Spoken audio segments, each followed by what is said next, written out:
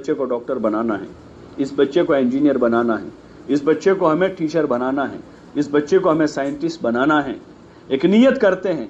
ऐसे बच्चा पैदा होते ही माँ बाप की पहली नीयत हो कि हमें इस बच्चे को मुसलमान बनाना है, और सिर्फ नाम का मुसलमान नहीं, काम का मुसलमान बनाना है, काम का मुसलमान बना। उस नीयत से उसका नाम रखा जाएगा कि ऐसा नाम रखें जो कोई तारीख में बड़ी कोई शख्सियत का नाम है, अंबिया के नाम है, सहाबा के नाम है, उस नाम से उसको मंसूब करेंगे। सबसे पहले तो हदीस में यही तालीम है, जब बच्चा पैदा हो तो उसका अच्छा नाम रखें, और अच्छा नाम अल्लाह के नेक बंदों का नाम अच्छा नाम होता है, जो अल्लाह के नेक बंदे हैं, अंबिया हैं, सबसे पहले अंबिया हैं, फिर सहाबा हैं, फिर सहाबा के बाद दीगर और जो गुजरे हैं, अल्लाह के नेक बंदों में से किसी नेक बंदे का नाम रखेंगे।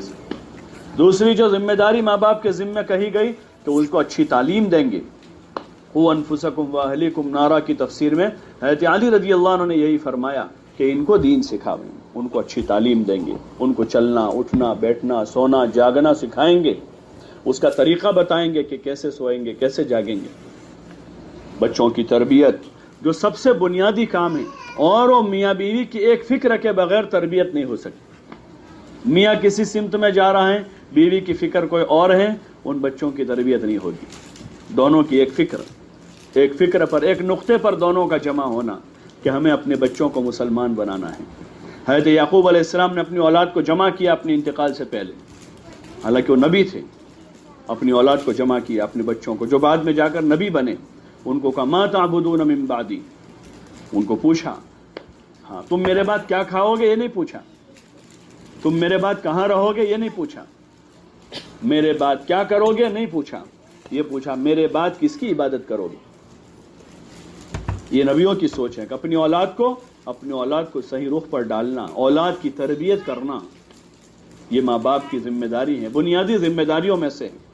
उनके खाने पीने की फिक्र करना ज़रूर जिम्मेदारी है, उनके कपड़े लिबास की फिक्र, लेकिन उससे कहीं गुना ज़्यादा अपनी औलाद की तरबियत की फिक्र, जो इस ज़माने में सबसे बड़ा चैलेंज है माँ बाप के लिए, इस मादी दुनिया में, लेकिन बहुत आसान है, बहुत ही आसान है, मुश्किल काम नहीं है। बच्चों की अच्छी तरबियत करना मुश्किल नहीं है, बहुत ही आसान है। बस माँ बाप जो है, माँ बाप वो बच्चों का अमली नमूना है, माँ बाप अमली नमूना, और खुसूसन माँ, क्योंकि बच्चे का ज़्यादा वक्त माँ के पास गुजरता है। बचपने में माँ की गोद में, दिन में पता नहीं कितने घंटे माँ की गोद में गुजारता। आजकल तो गोद तो चली गई, हो ट्रॉलियाँ आ गई सब जगह, जिस गोद में परवरिश होती थी। माँ की गोद जो है, माँ की गोद वो तो तरबियत गाह थी, और माँ उसको उठाकर अपने सीने से लगाती थी तो उसके सीने के अंदर का ईमान, उसका तकवा, उसका सब्र, उसका शुक्र मुंतकिल होता था, उसके औसाफ व अखलाक मुंतकिल होते उस सोहबत से। हमेशा दुनिया भर में कोई भी चीज़ जो मुंतकिल होती है कहीं दूसरी जगह पर, वो सोहबत से मुंतकिल होती है, सोहबत से। आज माँ ने गोद से उतार दिया बच्चे को, थक गई वो, बच्चे को गोद से उतार दिया, सोहबत से दूर कर दिया इसको, पता नहीं कहाँ कहाँ भेज दिया उसको। 3 साल की अभी उम्र है, पता नहीं बच्चा कहाँ दिन गुजार रहा है, 3.5 साल की उम्र है और केजी में है, सीनियर और जूनियर में। जो वक्त इसको अपनी माँ के पास गुजारना, एक मोमिन माँ के पास गुजारना था, एक हया वाली माँ के पास गुजारना था, एक सब्र और शुक्र वाली माँ, ये उसके टॉपिक थे अभी पढ़ने के। इस बच्चे को अभी इसके जो पढ़ने के टॉपिक थे वो ये थे कि बच्चा ईमान का कलमा पढ़ता, ये बच्चा सब्र और शुक्र के सबक पढ़ता, ये बच्चा अपनी माँ से हया का सबक सीखता, ये उसके टॉपिक थे बुनियादी। लेकिन मादियत के गलबे ने दुनिया की धुन सवार हुई अपने बच्चे को कुछ बनाने की, तो उस बच्चे को भेज दिया कहीं और, किसी और की सोहबत में दे दिया। इस बच्चे से अब उम्मीद नहीं की जा सकती, ये हमारा नहीं है। हाँ, नस्लन नसबन हमारा है, लेकिन वो फिक्र हमारी नहीं होगी। इसलिए बुनियादी ज़रूरतें, घर की जो तालीम है और मस्तूरात का जो बुनियादी काम है वही है घर की तालीम। मस्तूरात का जो मकामी काम या बुनियादी काम कहें, वही असल उनकी घर की तालीम है। जिस तालीम के रास्ते से अपने नस्ल को परवान चढ़ाना है, घर की तामीर है, वो तालीम کوئی برکت کے واسطے 10-15 منٹ کا ایک عمل نہیں ہے. یہ تعلیم گھر کی تعمیر ہے کہ اس گھر میں بچہ پیدا ہوا ہے, میاں بیوی کی تعلیم ہو رہی تھی, اب بچہ شریک ہوا ہے, اب یہ بچہ اس تعلیم میں شریک ہو کر اس تعلیم کے راستے سے بچہ اللہ کا ولی بنے گا. یہ بچہ حضور علیہ الصلوۃ والسلام کی سنتوں کا محافظ بنے گا. یہ بچہ اپنے دین کا صحیح ترجمان بنے گا. اور یہ بچہ اپنے گھر سے نکل کر دنیا کے ملکوں میں جا کر دنیا کے نادانوں کو حضور صلی اللہ علیہ وسلم کا مبارک طریقہ سمجھائے گا, جو گھر کی تعلیم کے راستے سے تعمیر ہوتی ہے. اور اس کی بڑی ذمہ داری جو ہے ماں باپ دونوں پر ہیں, لیکن بنیادی جو ذمہ داری وہ ماں پر ہے. حضرت مولانا الیاس صاحب رحمۃ اللہ علیہ فرماتے تھے کہ ماں کی گود یہ بچے کا پہلا مدرسہ ہے, پہلا مدرسہ ہے. ماں کی گود سے اس کو حیا ملے گی, ماں کی گود سے اس کو صبر و شکر کے سبق ملیں گے, ماں کی گود سے اس کو سادگی ملے گی, سادگی جو ہمارے اسلامی معاشرت کا سب سے بڑا رکن ہے, سادہ زندگی. آج دنیا میں جتنی پریشانیاں ہیں اس کی سب سے پہلی بنیادی وجہ خواہشات ہیں. سادگی کے مقابلے میں خواہشات کو لایا گیا ہے. اسلامی معاشرت کا جز پاکی ہے, پاک رہنا. اس کے مقابلے میں ناپاکی کو فروغ دیا گیا ہے, ناپاک رہنے کو, نجس رہنے کو فروغ دیا گیا. اور بچوں کو بھی پیمپرز پہنا دیا. ٹھیک ہے سفر میں حاجت کے طور پر 2-4 گھنٹے کا سفر تھا پہنا, ابھی تو گھر میں 24 گھنٹے اس کو پہنا ہی رکھا ہے. علماء نے لکھا ہے, علماء نے, کہ شیاطین جو ہے ناپاکی پر آتے ہیں. شیاطین, جن اور شیاطین, ان کی خوراک وہاں ہے, تو وہ ناپاکی پر ہوتے ہمیشہ جہاں ناپاکی ہوتی ہے. اس لیے حضور صلی اللہ علیہ وسلم نے دعا بتائی. حالانکہ اس زمانے میں ٹوائلٹ گھر میں نہیں تھا, جنگل میں جاتے تھے, لیکن کہا کہ وہ جنگل میں بھی جاوے تو وہاں جا کر جس جگہ جانا ہے وہاں داخل ہونے سے پہلے دعا پڑھے, اللہم انی اعوذ بک من الخبث. کیا دعا ہے؟ من الخبث والخبائث, کہ یہاں جو خبیث جنات اور خبیث شیطان جنیاں ہیں ان سے تو ہماری حفاظت فرمانا. وہ باہر تھا, ٹوائلٹ جنگل میں تھا, گھر میں نہیں تھا. پھر اس کو اٹھا کے لائے گھر کے کمپاؤنڈ میں, پھر اس کو لائے گھر میں, پھر اس کو لے آئے گھر کے کمرے میں. اب بتاؤ, سارے شیاطین تو وہیں پھر رہے ہیں اور سارے گھر ابھی متاثر ہیں, ہزاروں لوگ متاثر ہیں. کہ اس کا نسخہ بتایا تھا. ٹھیک ہے, اب تو اس کو پاک صاف رکھنا وہ اپنی جگہ ہے. ہمارا اسلامی معاشرہ ہے کہ پاک صاف رہنا, پاکی جو ہے اسلامی معاشرے کی بنیاد ہے. بچوں کو بھی پاک رکھا جائے, پاک رکھا جائے. اس کے بڑے اثرات ہوتے ہیں. حضور علیہ السلام نے تو تاکید کی کہ باوضو رہیں. باوضو آدمی پر شیطان زیادہ اثر انداز نہیں ہوتا ہے. شیطان کے برے اثرات سے بچنے کا ایک نسخہ ہے کہ آدمی باوضو رہے, باوضو رہیں.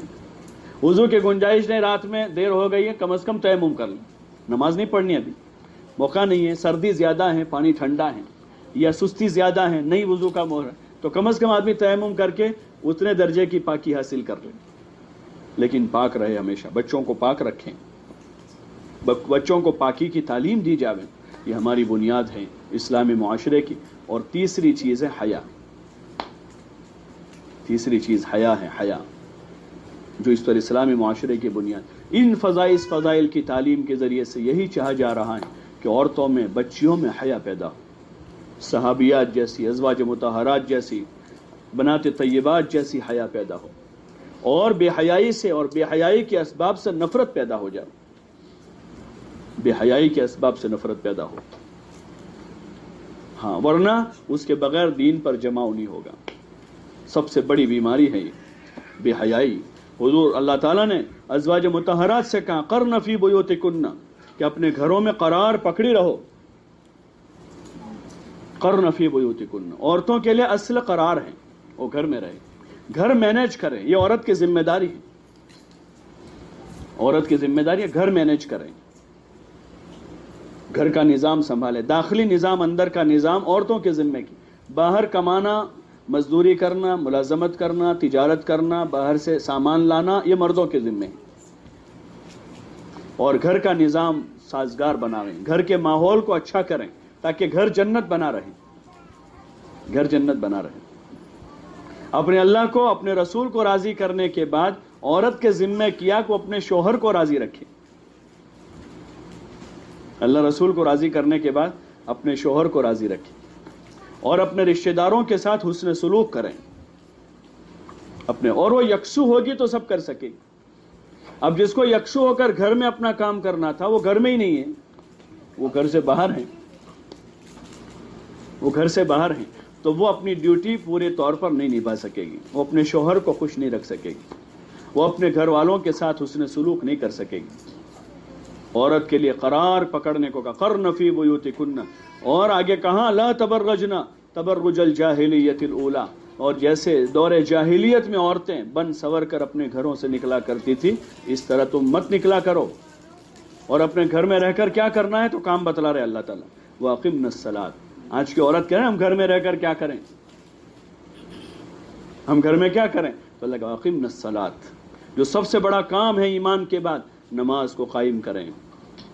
نماز قائم کرنا صرف اپنی نماز پڑھ لینا نماز قائم کرنا نہیں ہے، اپنی نماز کی فکر کے ساتھ اپنے گھر کے مردوں، اپنے گھر کے بچوں بچیوں کی نماز کی فکر کریں تاکہ اقامت صلاۃ ہوں۔ وَآتِينَا الزَّكَاةَ، اور اللہ نے مال دیا ہے تو اپنے مال کی زکوٰۃ ادا کریں۔ وَأَطِيعْنَا اللَّهَ وَرَسُولَهُ، اور اپنے گھر میں رہ کر اللہ رسول کی تابعداری کریں۔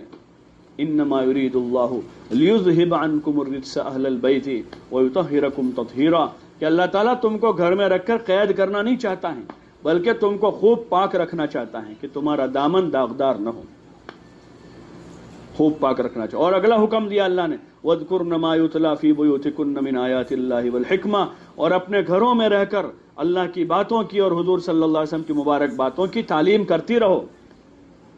آیات و حکمت کی باتیں اس کو اپنے گھر میں رہ کر پڑھتی رہو، اس کا مذاکرہ کرتے۔ وَاذْكُرْنَ، تلاوت کا نہیں کہا، وَاذْكُرْنَ کا، وَاذْكُرْنَ مَا يُتْلَى فِي بُيُوتِكُنَّ مِنْ آيَاتِ اللَّهِ وَالْحِكْمَةِ، کہ اپنے گھر میں رہ کر یہ کام کرنا ہے۔ یہ جو گھر کی تعلیم ہے وہ یہ ہے کہ اس کے ذریعے سے گھر کو تعمیر کرنا ہے، اپنے بچوں کو بنانا ہے، بچوں کی تربیت کرنی ہے، ایماندار بچے تیار کرنے ہیں اور بااخلاق بچے تیار کرنے ہیں، خدمت گزار بچے تیار کرنے ہیں جو لوگوں کے خادم بن کر جی رہے ہوں، بااخلاق ہوں اور وہ اللہ کی عبادت کرنے والے ہوں، اللہ سے ڈرنے والے بچے تیار کرنے ہیں۔ یہ کام ہے مستورات کا اپنے گھر میں رہ کر روزانہ کرنے کا۔ اس کے ساتھ کھانا پینا ضروریات ہیں، جماعتیں جاتی ہیں، جماعتیں 4-4 مہینے کی، آپ اپنے شوہر سے اپنے بھائی ابا سے جو جماعتوں میں جاتے ہیں ان سے گھر میں پوچھیں کہ 12-15 کی جماعت ہوتی ہے، 12-15 آدمیوں کی جماعت ہوتی ہے، کتنے برتن لے کر جاتے ہیں؟ ارے بولو نا، کتنے برتن ہوتے ہیں؟ 2 پتیلے ہیں، 2-4 پیالے ہیں، 2-4 تھالے ہیں، چمچے ہیں، کچھ گلاس ہیں، ایک تھیلے میں آ جاتا ہے سارا سامان۔ یہ ضرورت ہے، 12 کی جماعت کے لیے ایک تھیلے کا سامان کافی ہے، گھر میں 2 میاں بیوی اور 4 بچے، 6 کے لیے کتنا سامان کافی ہو جائے گا کہ ضرورت کے لیے اتنا کافی ہے۔ اور کتنی دیر میں کھانا پکتا ہے؟ جماعت میں خدمت والے کھانا پکاتے صبح شام دونوں وقت، 1-1.5 گھنٹے میں کھانا تیار ہو جاتا۔ حالانکہ اسباب کم ہوتے ہیں، وہاں تو روزانہ جا کر جگہ تلاش کرنی ہے، کہاں پکائیں گے؟ گھر میں تو سارا بنا بنایا تیار ہے۔ اگر ہم اپنا نظام ایسا قائم کریں کہ ہمیں کھانے پینے کے پیچھے اپنے آپ کو زیادہ برباد نہیں کرنا ہے، اپنی زندگیوں کو سادگی پر لانا ہے۔ اس دعوت کا بنیادی مقاصد میں سے ایک مقصد یہ ہے کہ ہم جس معیار پر ہیں اس معیار سے دھیرے دھیرے نیچے آویں، ہمارے کھانے پینوں میں اور ہمارے لباس میں اور ہمارے رہن سہن میں سادگی۔ جب تک سادگی زندگی میں